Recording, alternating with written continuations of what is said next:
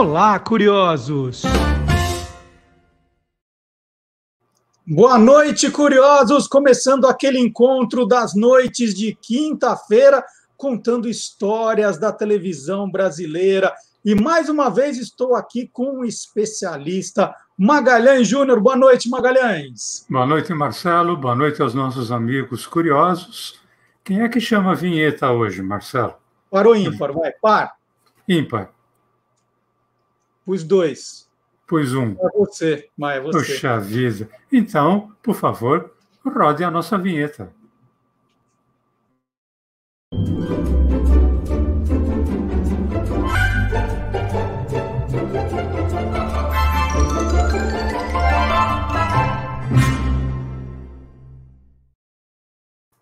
Magalhães, essa semana tá fácil, hein? Tá chegando aí o Dia das Crianças, né? Segunda-feira. De repente, pode ser um gancho para você, hein? Pode ser. Marcelo, você foi uma criança precoce, um menino prodígio? Fui, mas aos 40 anos. Ah, bom. Então você ganha de mim, porque eu estou sendo aos 67. Então, Marcelo, nós vamos falar hoje obviamente, de crianças, até porque estamos próximos ao Dia das Crianças, mas falar daquelas crianças que foram meninas e meninos prodígio. Nós podíamos, por exemplo, falar daquela banda Turma do Balão Mágico, por exemplo, que revelou a Simone, revelou o Jairzinho, né? Podíamos falar também de outra turma, o Trem da Alegria, né? Trem da Alegria também é um grupo musical que revelou Juninho Bill, a Patrícia Marques. Podíamos falar também de trazer algo mais próximo, bem agora, anos 2020, da Maísa, do ex-SBT agora, ela que começou novinha ali no SBT e hoje já não é mais uma adolescente, ela já é uma jovem, né? Blogueira, apresentadora, tal.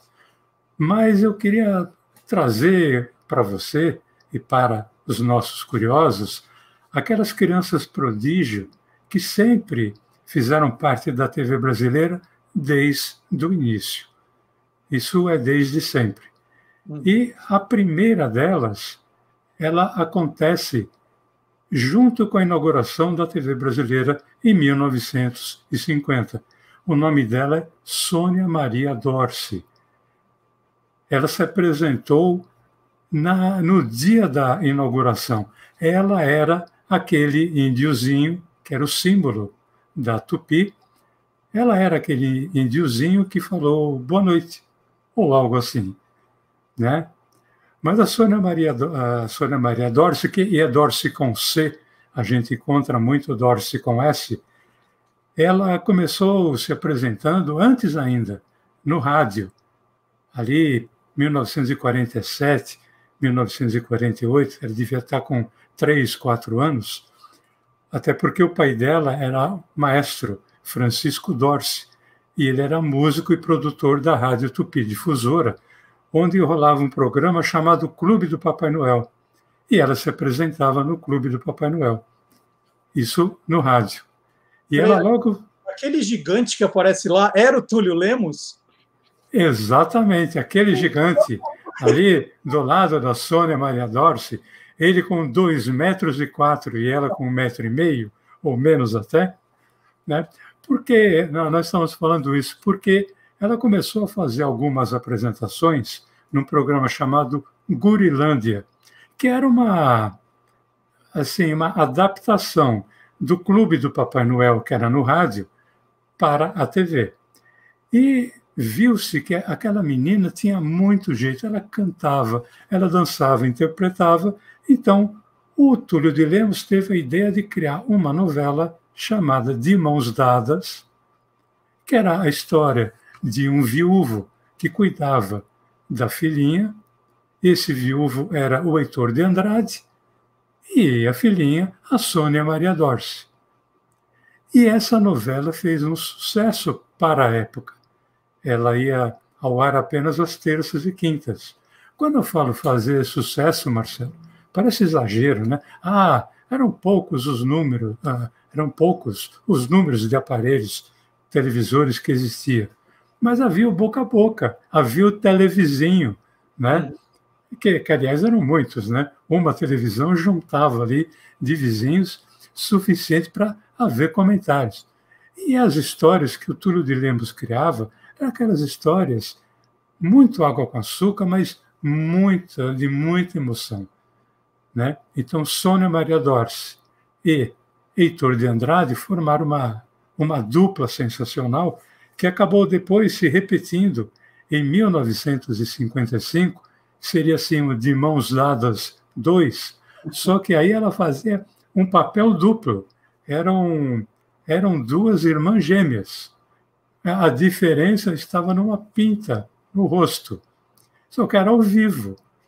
Então ela tinha que trocar de roupa, colocar pinta, né? E mudar, inclusive, de comportamento. Então, a Sônia Maria Dorce, realmente, ela foi uma menina prodígio. Ela interpretava muito bem, ela decorava muito bem os textos. Ela foi garota propaganda, inclusive, num programa da Pirani, chamado Grandes Atrações Pirani. Ela era a garota propaganda exclusiva da Pirani. E ela trabalhou em várias novelas, como, por exemplo, Poliana. Ela não era protagonista, mas ela trabalhou em Robin Hood, Aventuras de Robin Hood, né? E ela chegou a gravar um disco, não cantando, mas declamando, isso em 1958, e esse disco deu a ela uma espécie de disco de ouro, de tão vendido que foi. A Sônia Maria Dorce se tornou uma personalidade da televisão tão marcante que ela foi a primeira criança, e talvez a única, a ganhar o troféu Roquete Pinto, que sempre foi o Oscar da televisão brasileira, a ponto de ela ser reconhecida, ser chamada de a Shirley Temple brasileira. Né? Shirley Temple é uma figura marcante na TV americana. A Sônia Maria Dorce foi até a adolescência na televisão brasileira, depois ela se afastou, ela formou-se em Direito, em Pedagogia, em Letras e é professora até hoje. A Sônia Maria Dorce foi entrevistada pelo Você é Curioso, eu e a Silvânia Alves tivemos a honra de recebê-la no Estúdio da Rádio Bandeirantes. E ela tem uma biografia também, né? A imprensa oficial lançou uma biografia da Sônia Maria Dorce, tamanha é a importância dela para a televisão brasileira, como você está contando, Maga. Se não me engano, esse livro chama-se A Queridinha do Bairro. Do vizinho, né? A queridinha? É do bairro? Acho que é a queridinha do bairro. Olha, é a queridinha. Até porque ela, nos anos 50, com o sucesso da novela De Mãos Dadas, que ela fez com Heitor de Andrade, ela acabou fazendo um filme que era, eu acho, que era Queridinha do Bairro, então e ela acabou se tornando mais famosa ainda, né? Rapidamente, uma coisinha sobre a Sônia Maria Dorce, quando ela recebia os roteiros, criança, 5, aliás, um pouquinho mais, né? 6, 7 anos já, ela dava palpite, ela sugeria alterações nos diálogos, alterações na marcação de cenas. E, detalhe, eram coisas pertinentes, eram coisas que normalmente Túlio de Lemos, por exemplo, acabava aceitando, do alto, literalmente, dos seus 2,4 metros.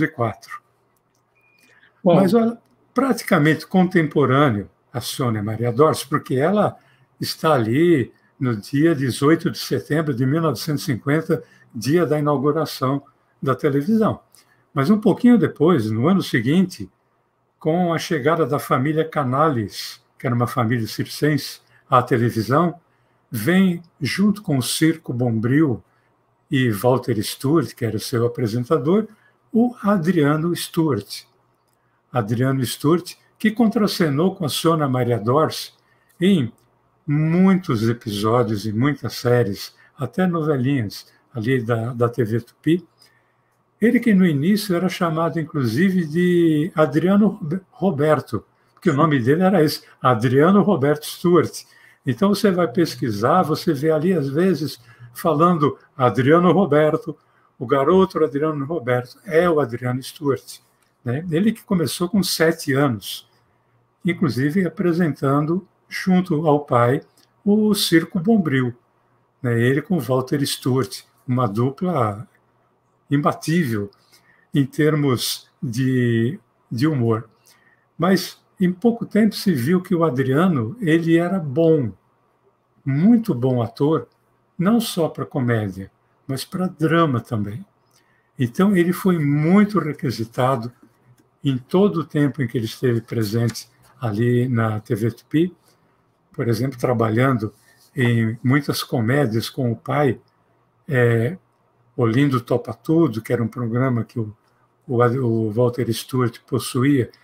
Ele trabalhou também muito com o tio dele, com o primo dele, o Henrique Canales. E ele acabou se tornando um grande diretor, um grande ator, um grande roteirista. Eu tive o prazer de trabalhar com o Adriano algumas vezes. Ele, por exemplo, foi quem dirigiu a série Shazam e Xerife, nos anos 70. Ele quem dirigiu uma série de um personagem que eu sei que você gostava muito, Mário Fofoca, Sim. Né, nos anos 80. Ele quem dirigiu muitos Trapalhões, isso na TV e também no cinema.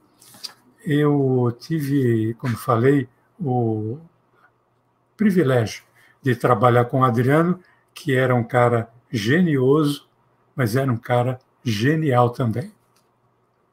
Que boa história, viu, Maga? Eu de fato gosto muito do personagem Mário Fofoca. Eu tentei uma vez virar roteirista, né? Já te contei isso, e mandei um roteiro para o Carlos Eduardo Novaes, que era um dos redatores. E ele falou assim: adorei, vou aproveitar, vou dar o crédito para você, vamos fazer uma parceria. E foi um dos dias mais legais da minha vida, só que o seriado terminou 10 dias depois, né? Durou pouco o meu sonho de virar roteirista ali. Não, mas como teve o texto aprovado, vamos considerar, não é? Isso vale também. Outra criança prodígio. Você viu que não deu certo. Nem eu.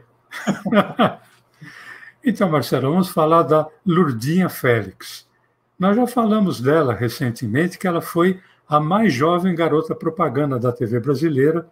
Ela tinha apenas 5 anos, em 1954.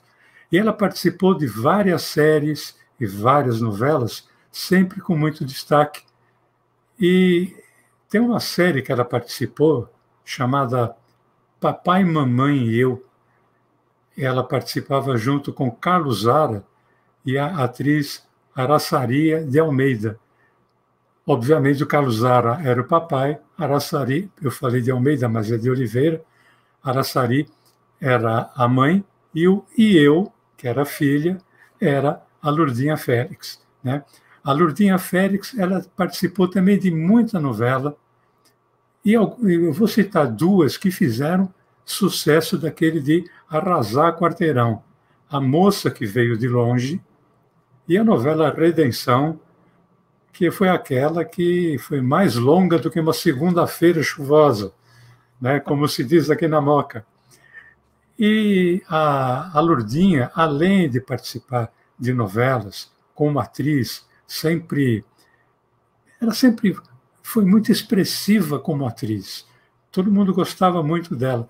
Em 1959, ela foi convidada a gravar um disco junto com um ator que, na época, estava no auge, o Roberto Luna.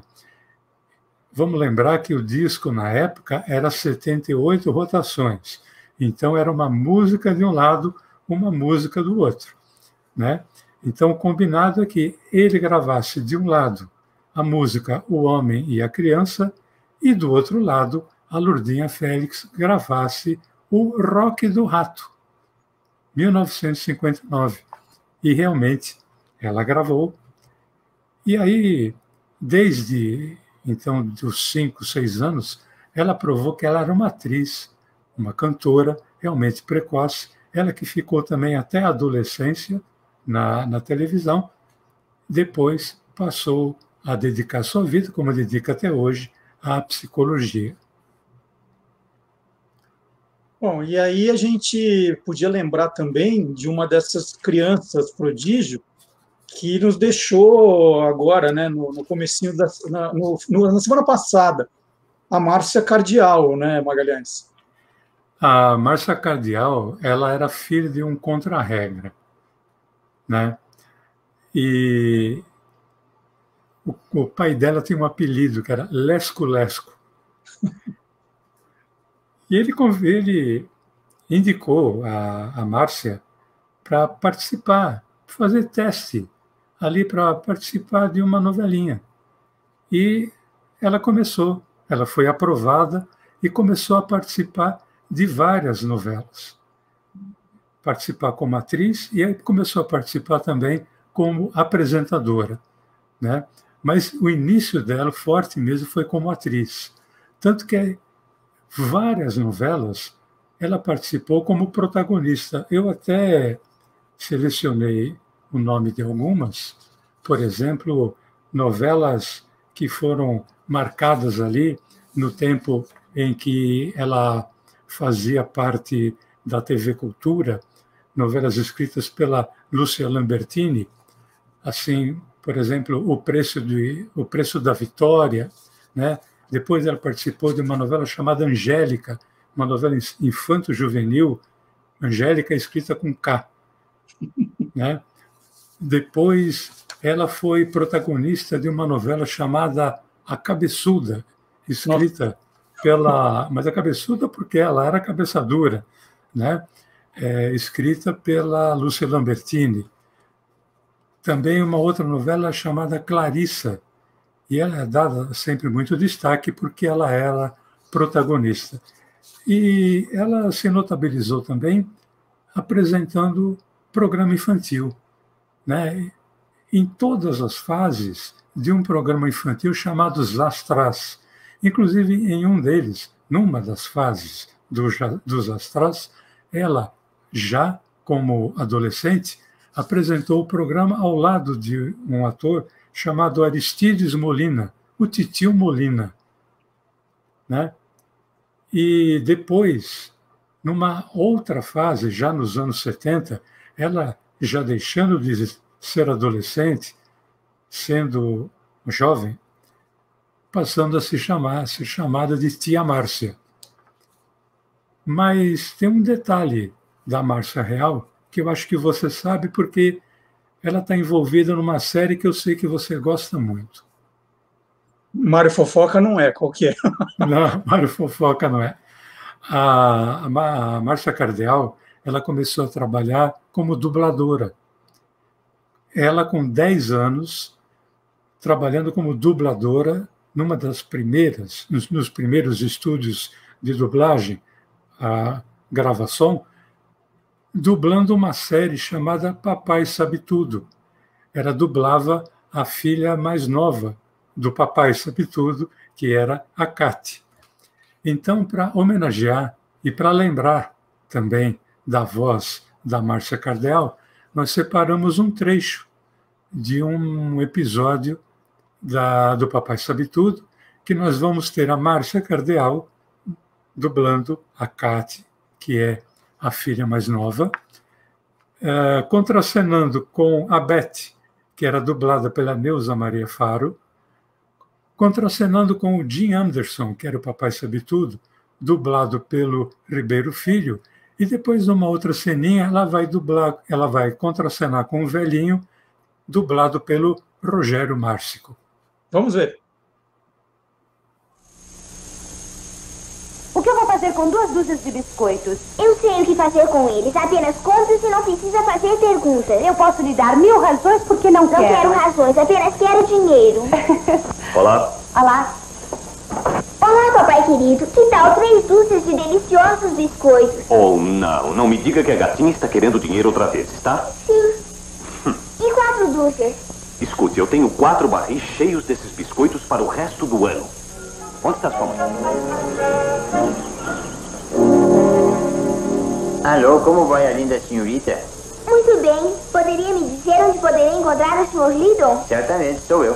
Você? Mas eu pensei que um homem rico como você tivesse empregados domésticos para todo o serviço. Bem, eu lhe contarei. Eu hoje dei folga a todos os meus empregados domésticos. Em que posso servi-la? Bem, eu faço parte das indiazinhas e estamos vendendo biscoitos. Se eu ultrapassar minha cota, ganharei uma visita à companhia de biscoitos. Bem, pois vou ajudá-la a ganhar. O senhor vai? Maga, sensacional, e eu queria lembrar também que a Márcia Cardial também foi ao Você é Curioso, foi um programa muito bacana, em 2008, e veja só, naquele dia, o Antônio Mier foi ao estúdio para conhecer a Márcia Cardial, porque os Astrais davam umas medalhas, né, entregavam medalhas para os melhores alunos de algumas escolas, e o Antônio Mier tinha ganho uma dessas medalhas, e ele levou a medalha dele para a Márcia autografar. E graças a esse encontro, o Antônio Mier, ele foi convidado, veja só, para participar de um reencontro do elenco dos Astrais num buffet infantil organizado por um fã alguns meses depois. E é sobre isso que ele vai mostrar essas imagens que são exclusivas, não é só ele estava ali, ele e o elenco documentando esse reencontro, né? Como você falou, a Márcia largou a carreira artística em 72 para virar professora, que professor ganhava mais do que artista, e aí eles ficaram sem se ver, de 72 a 2008. É uma reportagem muito legal que nós vamos ver no Olá Curiosos deste sábado. E antes de prosseguir, né, quem está acompanhando o programa Sabe Tudo aqui também, eles dizem que você está com a razão. O livro da Sônia Maria Dorce é A Queridinha do Meu Bairro. Esse é o nome da biografia da Sônia Maria Dorce, que foi lançada pela imprensa oficial. Faltou o pronome possessivo meu, né? O meu. Eu a queridinha do vizinho, você falou do televizinho, sei lá de onde. Não, mas é que os dois vizinhos moravam no mesmo bairro. Por isso que eles eram vizinhos. Está explicado. Está explicado? Livrei sua barra. Tá vendo? Eu não tenho jeito para criança prodígio mesmo. Vai. Vamos ver outros. Então, Marcelo, vamos falar agora, ainda nos anos 50, falar da Verinha Darcy. Verinha Darcy, que começou novinha também, e ela era filha de uma apresentadora e também anunciadora de quem nós falamos aqui não faz muito tempo, da Elizabeth Darcy. E ela era também irmã de um cara que nós gostamos muito, um dos melhores e maiores locutores esportivos da história da televisão brasileira, um cara que curte muito, está sempre nos acompanhando nos nossos trabalhos, o Silvio Luiz, né? A Verinha Darcy, filha da Elizabeth Darcy e irmã do Silvio Luiz. Ela se notabilizou por ser uma atriz, principalmente, né? Um rosto lindo. Você sabe que ela foi minha namorada. Não. Né? Ela nunca soube, mas ela foi minha namorada, porque eu achava ela linda, mas assim eu tinha profunda paixão pela Verinha Darcy, né? E nós tínhamos mais ou menos a mesma idade, então ela foi... Eu acho que eu fui namorado dela, né? Mas ela nunca soube que ela teria sido minha namorada. Só faltou avisar para ela, né?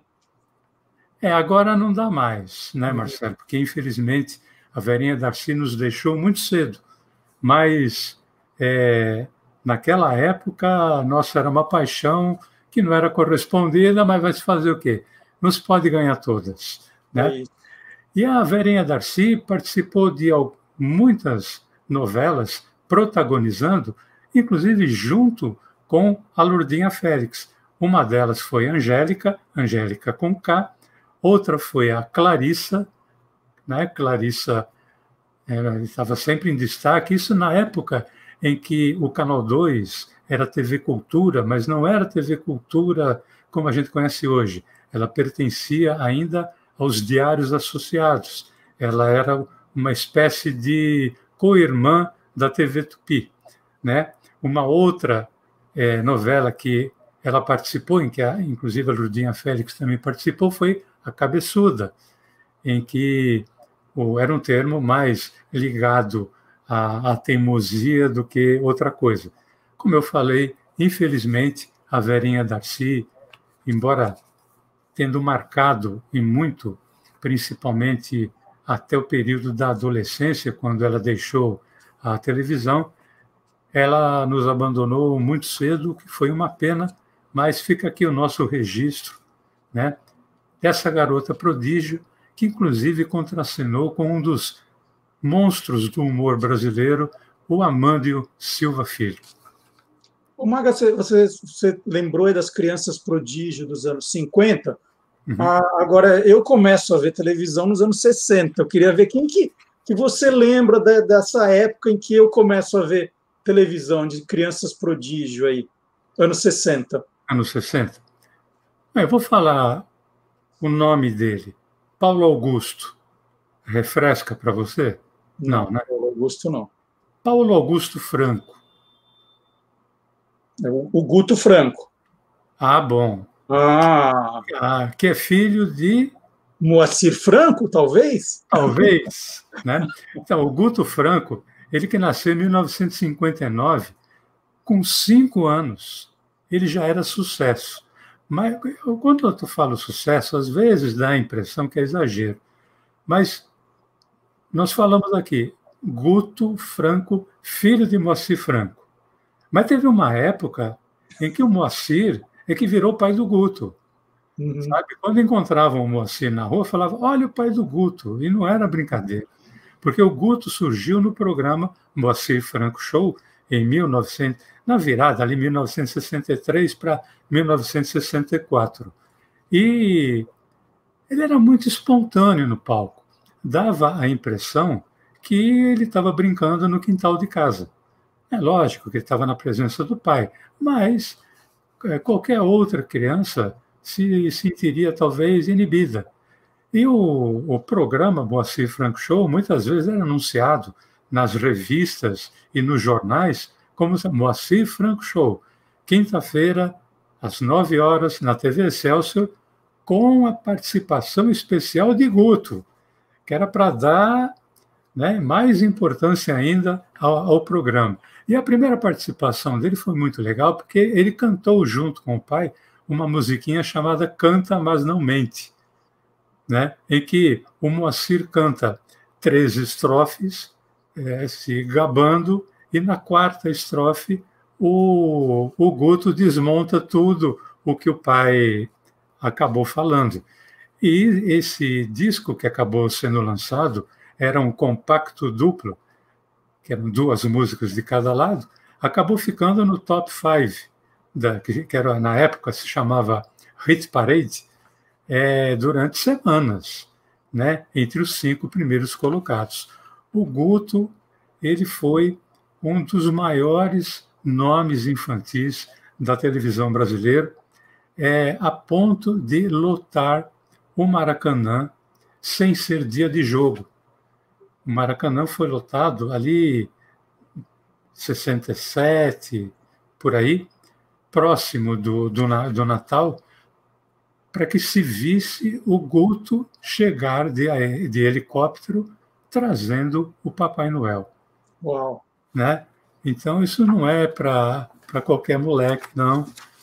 Eu também tive o prazer e o privilégio de trabalhar com o Guto e pude constatar a genialidade dele, né? O Guto, que, além de ator, depois acabou se transformando em compositor, ator, como eu falei, produtor, diretor, tudo que termina com tor, menos trator e impostor. Mas o Guto foi, eu acho que assim, a Sônia Maria Dorce foi o maior nome dos anos 50. O Guto, como criança, foi imbatível nos anos 60. Né? Não, eu posso confirmar, porque nos anos 60 eu era muito fã do Guto. de ter os discos, de querer ver, concordo completamente com você. Até porque ele era simples, né? Uhum. Ele não fazia esforço nenhum, ele era ele em cena.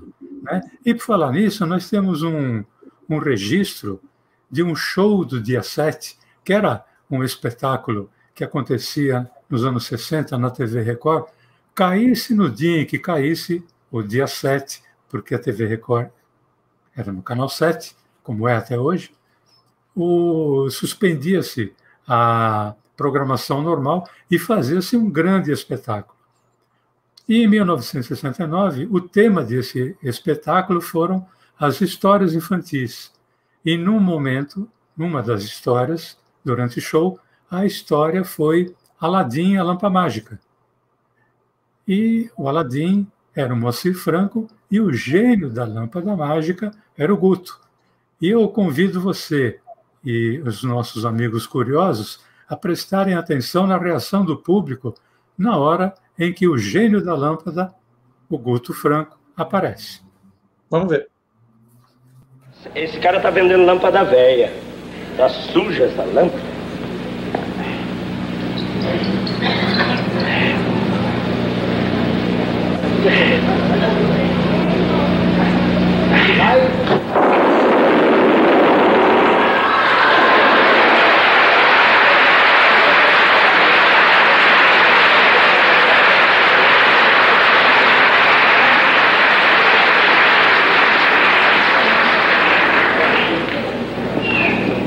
Quem é você?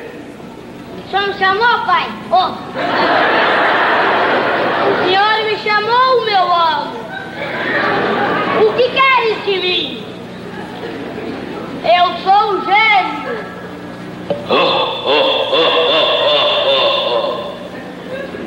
Eis-me aqui como seu escravo. Sim, senhor. Seu gênio, eu só queria saber... Se mais pra frente, seu gênio. Só queria saber como é que o senhor saiu de dentro da lâmpada aqui, que é muito pequenininho. Coitado, inocente. Saí dali de trás, não viu? O senhor é gênio mesmo? Sim, meu amo, sou gênio. É? E como é duro ser gênio. Por que, seu gênio? Porque ele em casa o único que pensa sou eu. Meu pai, coitado, é um tremendo cabeça dura. Também a natureza não ajudou ele. É. Eu conheço ele.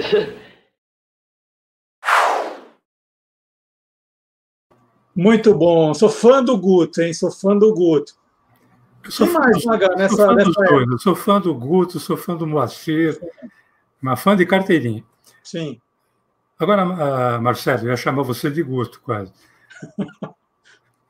Marcelo, eu vou falar de uma menina que ela não foi minha namorada, porque quando ela surgiu, ela era muito nova para mim.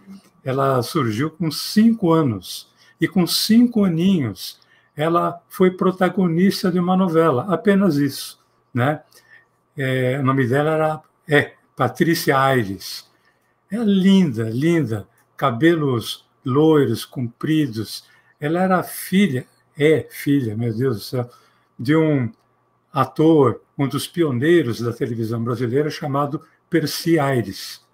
Percy Aires, pai da Patrícia Aires. Ela teve uma ascensão meteórica, mas meteórica mesmo. Com 5 anos, em 1968, ela foi protagonista na TV Excelsior de uma novela escrita pelo Teixeira Filho chamada A Pequena Órfã. Não precisa nem falar quem era a Pequena Órfã. Né? E essa menina, a Pequena Órfã, que era o nome da personagem era Toquinho, o nome da menina era Maria Clara, mas era conhecida como Toquinho. Ela contracenava muito com o Dionísio Azevedo, que era o diretor da novela, que era o velho Gui. E o sucesso foi tamanho que acabou se transformando depois em filme. Né? A Pequena Órfã, interpretado também pela Patrícia Aires e pelo Dionísio Azevedo. Mas eu disse que o sucesso foi meteórico, não é à toa, não. Foi porque foi por um curto espaço de tempo, como um meteoro. Né? Porque ela sequer terminou a novela. O Percy Aires tirou a filha da novela, alegando que a filha estava trabalhando muito, além do combinado. Ela foi, inclusive, substituída por uma atriz. Eu anotei o nome dela em algum lugar, mas agora eu não vou lembrar. Eu lembro que o primeiro nome da atriz que substituiu a Patrícia Aires era Marise. Marise Ney. Estou com uma cola aqui, ó. Ah, tá. Marise Ney. O velho truque da cola, rapazes. Né? Eu não tento decorar, eu ponho os post-it aqui em volta.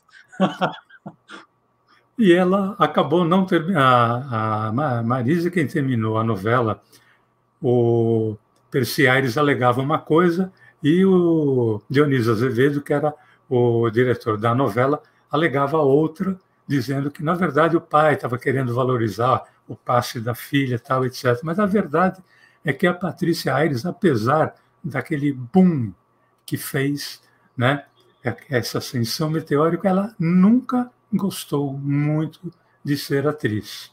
Ela teria tudo para continuar sendo uma grande atriz, porque talento ela tinha, vinha de família, né? E carisma também, tanto que em pouco tempo, a novela durou pouco tempo, né? Naquele tempo a novela não chegava a 6 meses, mas só se falava na Pequena Órfã a Patrícia Aires.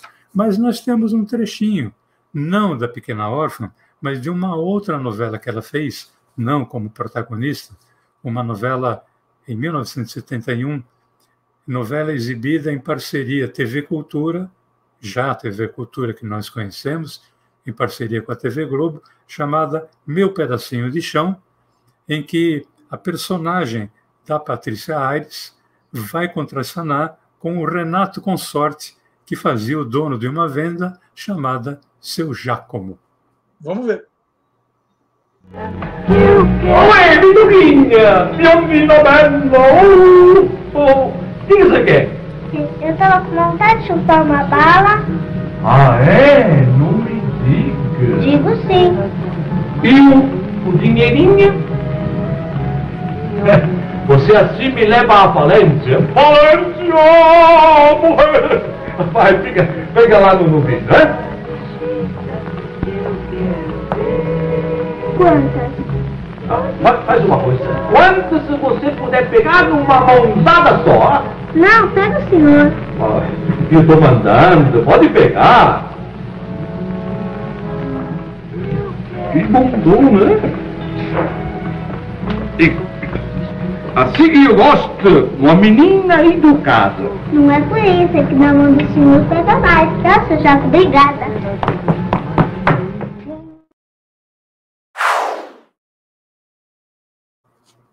Tá com cara de texto do Magalhães Júnior. Ô, Maga, você contou que ela, nessa novela, não era protagonista, né? E mesmo assim, ela teve o seu destaque. Tem outros casos de crianças, né, dessa pegada de crianças prodígio, que mesmo não sendo protagonistas, né, como você contou até agora, também fizeram sucesso, assim como coadjuvante, tem? Eu poderia citar, por exemplo, o Jonas Torres, né, que foi o bacana da série Armação Ilimitada, uma série que ficou no ar de 1985 a 88. Ele não era protagonista, né? Os protagonistas eram os jovens Cadu Moliterno, André de Biasi e André Beltrão.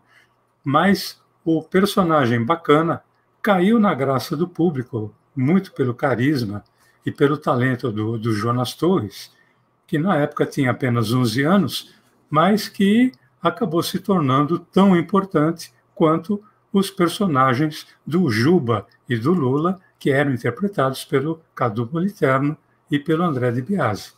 Então está aí um grande exemplo de um garoto prodígio, um garoto precoce, né, que acabou se tornando sucesso sem ser protagonista.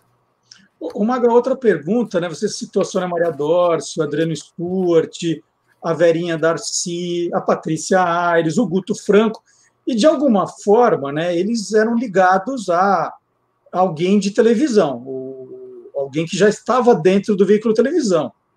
E teve casos de crianças prodígio que não tinham ninguém da família no negócio, eles apareceram, não vou dizer do nada, mas assim, tiveram mais dificuldade para entrar aí e se deram bem? Olha, eu vou citar porque eu conheço bem, até porque trabalho com ele há muito tempo, né? Ele é o Buiú, né? O Buiú da Praça Nossa. O nome dele, Edivan Rodrigues de Souza, ele chegou no SBT com 5 para 6 anos. E como é que isso aconteceu? O programa já existia, eu acho que há 1 ou 2 anos, e um dos comediantes e também roteiristas do programa, o grande Wilson Vaz, né? Wilson Vaz, nossa, saudosa memória, eu adorava, esse cara adoro até hoje. O Wilson falou com o Carlos Alberto de Nóbrega o seguinte, falou: Carlos Alberto, tem um filho de um vizinho meu, o moleque é muito esperto, e falar como todo mundo sempre falou assim, abertamente, é um neguinho, mas é um neguinho muito esperto, ele é muito engraçadinho, tal, etc. Você não gostaria de ver, porque não tem criança no programa? Carlos Alberto falou: traz aqui. Ele levou, Carlos Alberto gostou dele, só que realmente ele era muito esperto, só que ele não era alfabetizado ainda. Então, como é que ia dar texto para ele, né? Aí entra em ação um outro cara genial, chamado Arnaud Rodrigues, que também era comediante e humorista do programa.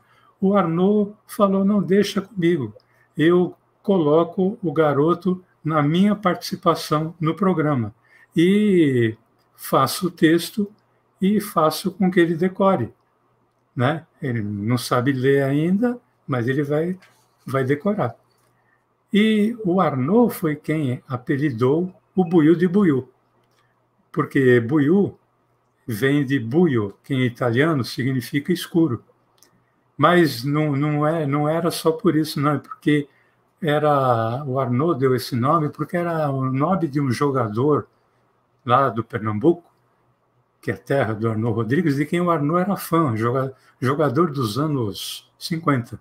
Então, por isso, Buiú. E o garoto foi um sucesso a partir da segunda participação dele, né?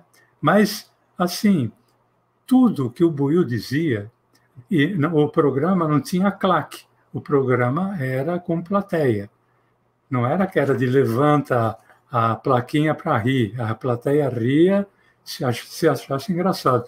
O que o Buiú dissesse, a plateia urrava, né? Isso testemunha aqui ocular do fato, né? E tem um trecho que eu separei de 1989, de quando Pelé visitou a Praça Nossa.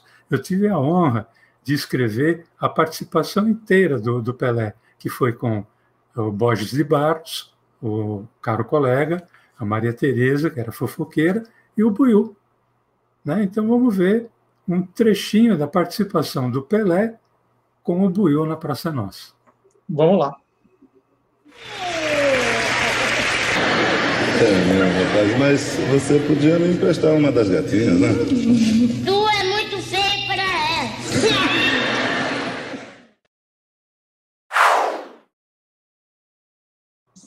Muito legal, Maga. Então, a nossa homenagem aqui do Quem Te Viu, Quem TV, ao Dia das Crianças, que será comemorado na segunda-feira agora. Lembrando que também faremos homenagens ao Dia das Crianças no Olá Curiosos do próximo sábado. Tem muita coisa legal para crianças de todas as idades, porque hoje também homenageamos crianças de todas as idades, né, que foram crianças ali nos anos 50, 60, 70, 80, nessas memórias do Magalhães. Marcelo, falar rapidamente uma coisinha, que assim, eu sei que tem muitos artistas, homens e mulheres, que começaram novos, participaram de novela, está com 5, 6 anos, mas só foram despontar, só foram se tornar sucesso, às vezes, na adolescência ou na juventude. O que nós quisemos trazer aqui, homenagear aqui, foram aquelas crianças que fizeram sucesso quando criança, que é mais difícil ainda. Perfeito. Né? Então, a televisão brasileira teve várias crianças prodígio. Mas... E a gente olha aqui rapidamente os comentários e vê que tem gente lembrando de outros que, obviamente, não daria para colocar tudo num programa só. A gente até extrapolou o tempo aqui que a gente meio que planeja, mas a história que o Magalhães conta está sendo contada aos poucos, né? Então, todo programa a gente coloca mais um tijolinho para contar toda essa história de programas, de atores, apresentadores, comediantes. Toda semana um pouquinho, e a gente convida você a sempre nos acompanhar às quintas-feiras. E, Maga, só lembrando, sem querer te pressionar, o próximo programa será no dia 15 de outubro, dia do professor. Vou deixar isso no ar. Dia do professor. Que costuma trabalhar em escola, né? Algumas, inclusive, podem não ser muito grandes, talvez sejam escolinhas. É isso. Vou deixar no ar isso. Deixemos no ar. Né? Então, fica isso.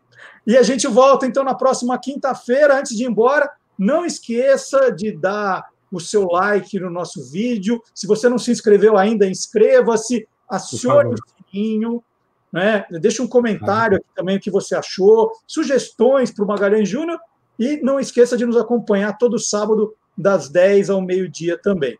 Maga, então até a semana que vem, hein? Feliz Dia das Crianças para você, Maga. Valeu, Marcelo. Feliz Dia das Crianças para você também. Né? É isso aí. Até a semana que vem. Tchau, gente. Até a semana que vem.